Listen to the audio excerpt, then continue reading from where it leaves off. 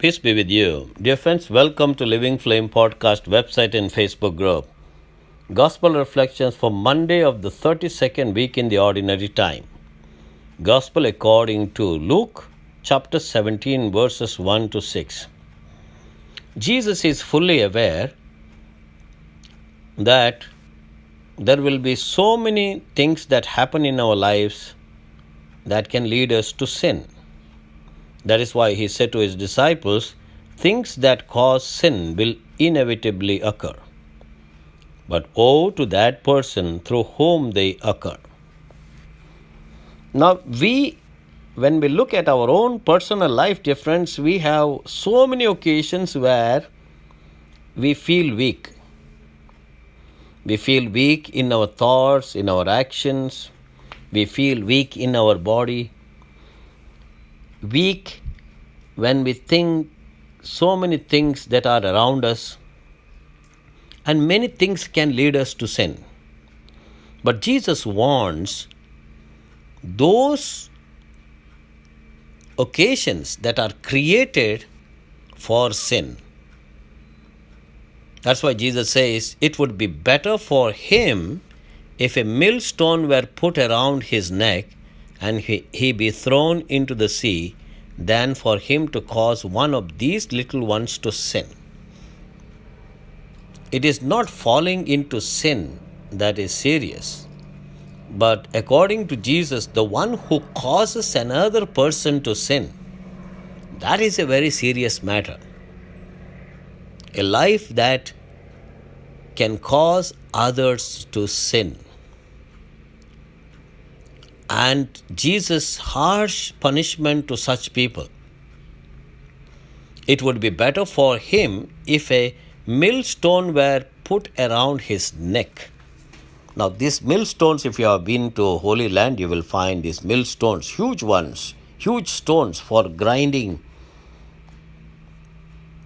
wheat or corn or whatever that were available. And if this millstone were be put around the neck and a person be thrown into the sea, that person will never come back, or his dead body will not be seen by others. So it is something like a capital punishment for a person who leads others to sin. That's why Jesus continues to say, be on your guard. If your brother sins, rebuke him, but if he repents, forgive him. So clear indication when Jesus was with the tax collectors and sinners.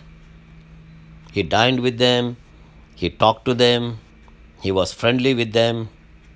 The Pharisees and scribes constantly criticized him for being with the sinners. But what we notice here, Jesus' attitude towards the sinners was compassion, forgiveness, and including all of them in his circle. Then Jesus continues to say, if he wrongs you 7 times in one day and returns to you 7 times saying, I am sorry, you should forgive him. What a generous attitude on the part of Jesus, forgiving sinners. But then he is very harsh on those people who make people fall into sin. Those people who lead people into sin. Those people who inspire people into sin. Leading someone to destruction. Leading someone to do evil. That is very serious when it comes to understand the seriousness of sin. And he said to the apostles, that is the punishment that a person would get. That a person would be punished for leading others into sin. And that's why the apostles asked the Lord, Lord, increase our faith. And the Lord replied, if you have faith the size of a mustard seed, you would say to this mulberry tree, be uprooted and planted in the sea, and it would obey you.